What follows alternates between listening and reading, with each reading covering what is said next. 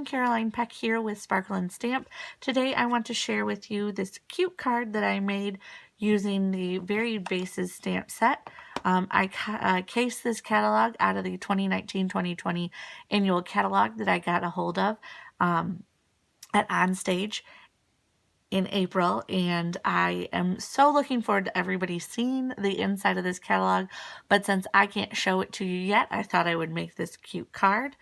This does feature the Varied Vases stamp set, and this stamp set is currently available in a bundle with a punch, and that punch bundle with the stamp set is 10% off currently, but as of June 3rd, that punch bundle with the stamp set will no longer be 10% off. So you'll be able to get the punch still, and you'll be able to get the stamp set still, but it will be at regular catalog prices. So if you like the stamp set, go ahead and get the punch too. It's a great bundle, and there are some really great things that I've seen online, like on Pinterest and Instagram, using this stamp set and the punch. But today we're just using the stamp set. In fact, I'm just using this stem here with these flowers, the fill-in and the hello. So, like I said, this is a case from the new annual catalog. I followed it almost exactly. I didn't color the tips of my flowers the way that they did, but I will show you, I did experiment with it a little bit, how you can achieve a different look. I also used this embossing folder. It's one of the new dynamic embossing folders. It's the wood grain, but I'm not 100% sure that that's its actual name. So I will go ahead and put the full name and the number for this item in the description below so that you can pick it up. All of the products that I've used today are available online at my store, carolinepeck.stampinup.net. Just click the little shop tab and it'll take you to the store. So today I am using both Crumb Cake, Whisper White, and a pop of color, the Coastal Cabana. This piece here is just what I use on my inside. I think all cards should have an inside, so I give them one. This DSP is from the 6x6 stack that is currently available. It will retire at the end of May, early June, June 3rd, and you'll want to pick that up if you really like the polka dots and the lines that are offered currently. So I'm just going to go ahead and stick this inside my card. Right now I just have a folded piece of grid paper down because I am going to stamp a little bit that stamps off, and we're going to get to that right now. So I'm going to use that stem image. This is a photopolymer stamp. I'm going to stamp it in Memento black ink. It is by far one of the best black inks out there, and even when it was not a Stampin' Up! Product, I did utilize that, especially for coloring. And I'm just going to alternate as I go down the side of my card here which direction I am putting this stem image. So every other it will go inward, and every other the stem will point outward. You can see where I stamped earlier today.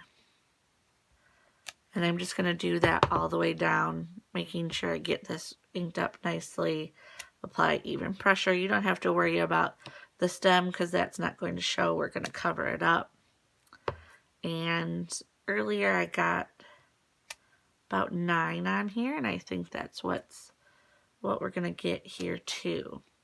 So when I was looking at the catalog and I saw this, I thought, wow, that's a really great technique with the white ink, the craft stamp pad in Whisper White.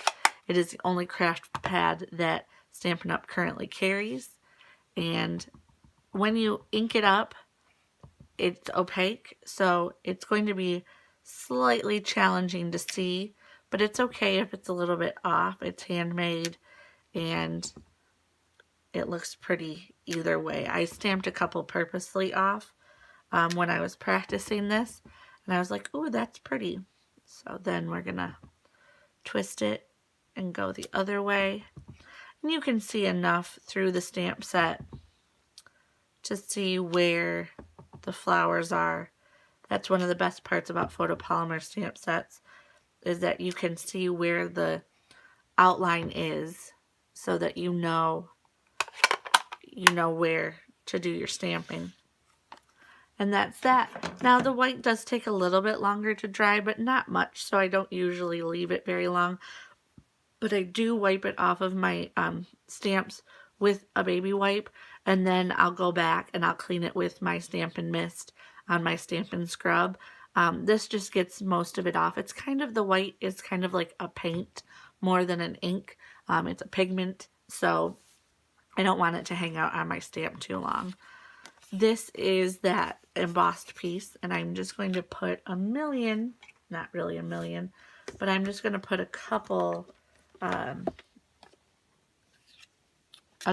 embellishments, dimensionals on it so that it is popped up. I like to use dimensionals a lot. I use many dimensionals. Some people say I use too many dimensionals, but in my world, you can't have too many dimensionals. I just like to make sure that there's enough on there so that it can't smush.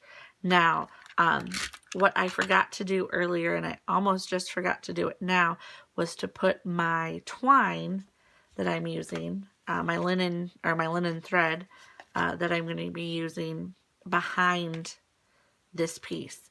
And since you don't want to try and fish it through like I did earlier, just put a little bit of tape in there, and then we can tie it later. Peel off your little dimensional backings. Everywhere I go, I leave a little trail of dimensional backings. You know it was a good day if you go home or leave your craft room, or even if you go to work and you find a dimensional backing. It's like glitter. You leave a little bit everywhere you go. So, and I love to sparkle. So this is like sparkling. Just make sure it's in front of your dimensionals.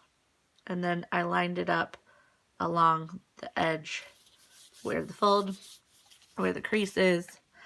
This piece here is 5.5 by 2.5, I think. I didn't want it to be too much over so that I had enough, but I didn't want it to be like at the halfway point. And then this, I'm just going to tie a knot for now, and then I will fold that and tie my bow upside down so that it is right side up for me. And so again, just tie your little bow. I also have a bow maker for when I want a cheater bow, or I just want to put a bow on my card. There's many bow maker tools out there. Stampin' Up! Doesn't currently have one, but there's definitely many different bows you can use. Snip that off. These scissors are a little excessive, but I don't know where my little snips are, so I'm using that tool. Okay. So we've got our little bow that we've made. We've got that, and now I'm just going to stamp my sentiment real quick. I guess I decided I didn't need to use my Memento ink anymore, but I actually do. We're just going to stamp hello on this little piece, and this piece is also 2.5 inches long, and it's 1/2 inch.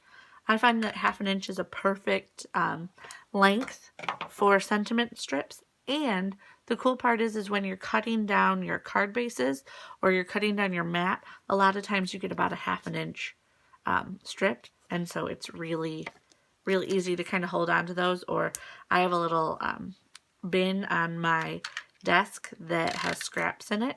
And oftentimes there will be a scrap in a color that will work with the project that I'm working on. And I'll just grab it right out of there to use for my sentiment strip. And there you go. And that's a really easy, cute little card. I'm just going to leave mine like this. I think it's adorable that way. And it didn't take very long to put that together. But in the catalog, and you'll see it when you can see it, theirs have color on their tips. So I went ahead and I stamped it to see with the Memento, and then again with the Whisper White craft ink, to see if I could color over the tip of the craft ink with the colored pencil. And you can just let it dry a little bit longer than we did. If you're going to make a bunch of them, stamp a bunch of them, let them dry a little bit, and then come back to color. And you can do that. And you can just color over with the watercolor color pencil, and then don't use any water on top of it. It'll just keep it nice and saturated. But you could also do each individual petal. There is a white colored pencil, and you would just go ahead and color in your petal, and then do the color just on the tip of it again. And you'll see what I mean. This is on page 61 in the 2019-2020 catalog, featuring the Varied Bases stamp set. And you'll see what I mean when it comes to it. But I really liked how this card turned out. Thank you for watching today. You can visit me at www.sparkleandstamp.wordpress.com for my blog, which will lead you to more videos if you want to watch more videos or details about the cards. And every card that I make, I will make sure that in the description of the video and also on the blog that I have dimensions and supplies used for you. Everything that I have used today you can order on my website and from my Stampin' Up store. Thank you for watching today. See you later.